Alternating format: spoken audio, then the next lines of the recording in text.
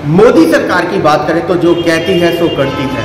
सबका साथ, सबका विश्वास, सबका विकास की बात कहती है मोदी सरकार।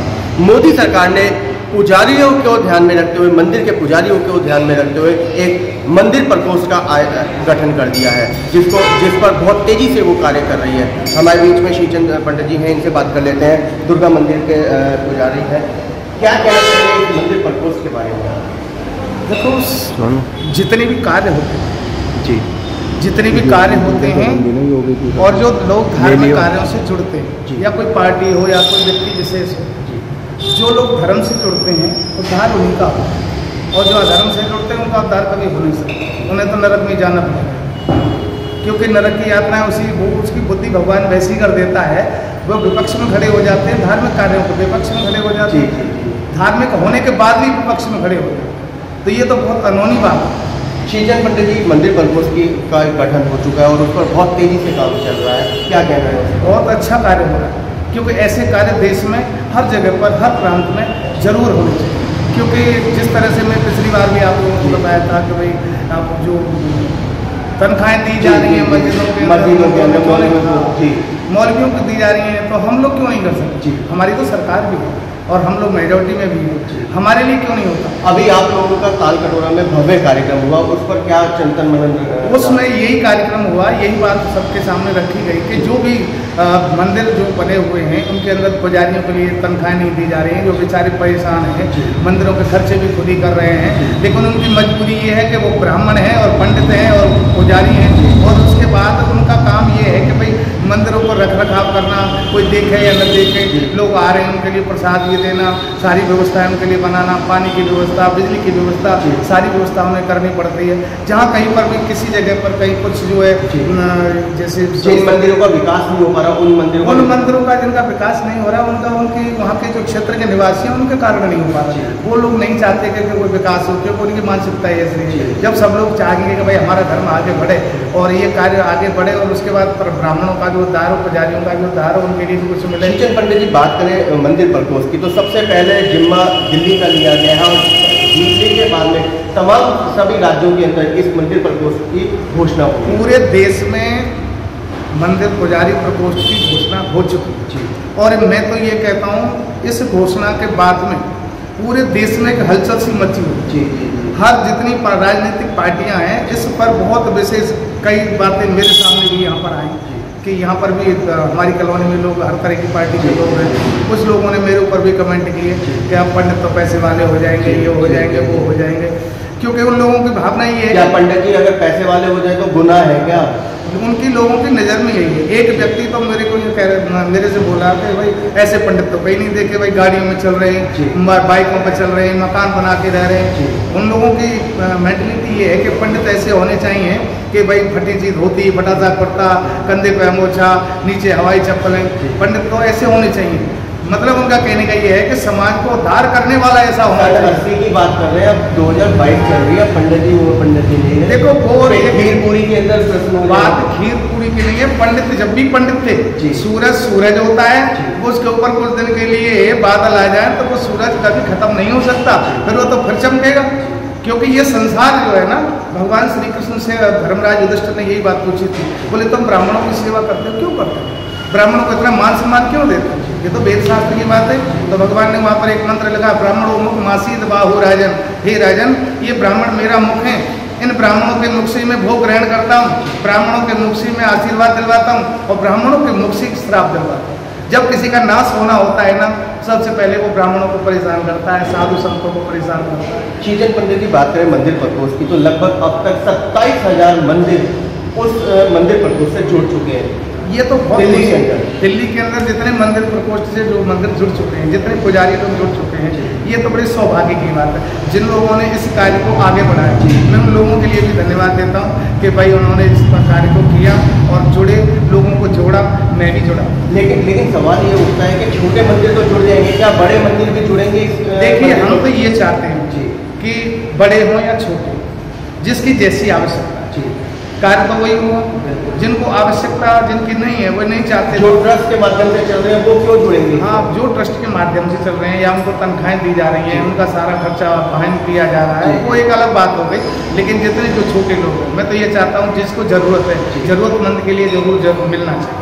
क्या कोई तनख्वाह निर्धारित की अभी इतनी अभी देखो निर्धारित तो कुछ भी नहीं हुआ। देखते हैं ठाकुर जी क्या करते हैं आगे, क्योंकि ये कार्य ऐसे हैं कि एक अकेले के बस की तो है नहीं। देखिए आप कैसे कहते हैं चार पंच मिल कीजिए कार्य, हारे जीते आए लाजा। बस सब लोग मिल करके काम करेंगे तो सबको कहीं ना कहीं ये तो आएगा भाई। शीतल पंडित जी, इस मंदिर प्रपोज को 2024 से भी देखा जा रहा है कि चुनाव आ रहे हैं, तो इसलिए इस पर काम होगा। नहीं, चुनाव तो आएंगे, उसमें कोई दो राय नहीं, कोई पार्टी है ही नहीं, कोई प्रधानमंत्री बने लायक देश में या किसी पार्टी में कोई है ही नहीं। क्योंकि वो लोग राजनीति केवल जो है ना ऐसी करते हैं जैसे कि भाई हम और हैं वो और, वो कुछ लोग उनके साथ जो है वो उनके लिए अच्छे हैं, जो हमारे लोग उनसे जुड़ना चाहते हैं वो ठीक नहीं है, उनको नहीं जोड़ेंगे। क्योंकि उनकी राजनीति जब ही चमकेगी जब उनके लिए वही वोट चाहिए, और हम लोगों का वोट उन्हें चाहिए नहीं। हम लोग तो खाम उनको वोट देते हैं जबरदस्त।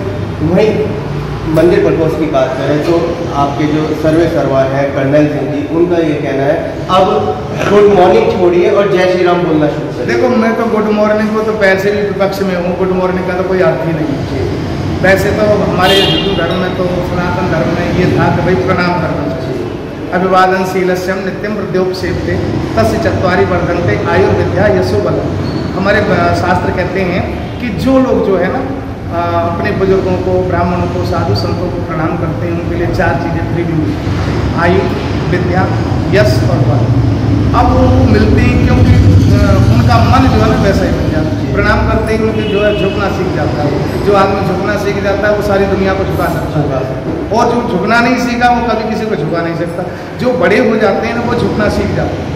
जो लोग जिनके ऊपर भगवान की कृपा होती है वो लोग झुकना सीख जाते हैं, पर सारी दुनिया उनके आगे झुकती है। तो कहा जाए कि जय श्री राम बोला जाए। अब तो जय श्री राम तो बोलते ही आ रहे थे, अब तो जय श्री कृष्ण का नंबर आ रहा है वैसे भी।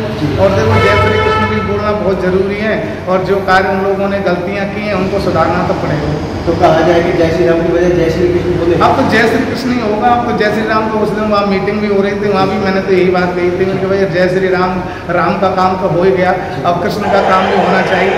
क्योंकि राम का काम तो राम ने कर लिया, अब कृष्ण का काम कृष्ण कर देंगे तो कौन सी बुराई की बात है। वैसे राम और कृष्ण अलग अलग हैं, राम कृष्ण दो एक हैं, अंतर नहीं निवेश, और इनके नयन गंभीर हैं, उनके चपल विशेष। भगवान कृष्ण के तो चंचलता में बताई जाते हैं भाई नेत्र ऐसे हैं, और राम जी हमेशा गंभीर रहते हैं। दोनों एक ही चीज़ है, परंतु ये है कि जब स्थान प्रधानम न बल प्रधानम, स्थान की प्रधानता होती है, ताकत की नहीं। वही शीतल पंडित जी आज योगी जी का यूपी के क्या नाम है मुखिया का जन्मदिन भी है, क्या शुभकामनाएं? देखो मैं तो देखो भगवान से ही प्रार्थना करूंगा, और योगी जी के लिए भी जो है ना शुभकामनाएं देता हूँ। भगवान करे उनकी आयु 100 वर्ष से भी ज़्यादा हो, क्योंकि वो जो है ना एक धर्म का स्तंभ बन करके प्रकट हुए। मैं तो यही कहूँ, क्योंकि जब जब हो धर्म की हानि और बाढ़ें असुर अधव अभिमानी, तब तब प्रभु धर्म मनुष्य शरीरा और नाश है दुष्ट हरे जन पीरा। भगवान जब आते हैं तो कोई मुकुटमाला पहन के थोड़ी आते हैं, वो तो किसी भी रूप में मनुष्य के में आ जाते हैं और धर्म की स्थापना करते हैं और अधर्म का नाश। शीतल पंडित जी वही बात ये भी कहा जा रहा है कि अब मंगल और शनि को हनुमान चालीसा प्रत्येक मंदिर में, हर एक मंदिर में किया जाना चाहिए। बिल्कुल हनुमान चालीसा किया जाना चाहिए, और मैं तो ये कहता हूँ हनुमान चालीसा के साथ साथ भी और बहुत सारे कार्य करने चाहिए जिससे लोगों की जागृति, जन जागृति जब तक समाज में नहीं होगी तब तक आदमी के लिए ना वो जो पूरा आनंद है वो प्राप्त नहीं। अपने अकेले जीने से कम से कम अच्छा है, 10 लोग बैठेंगे, बोलेंगे, बात करेंगे तो क्या होता है, उसकी मन की भावनाएं जो है वो सामने निकल के आती हैं, फिर उसका समाधान भी।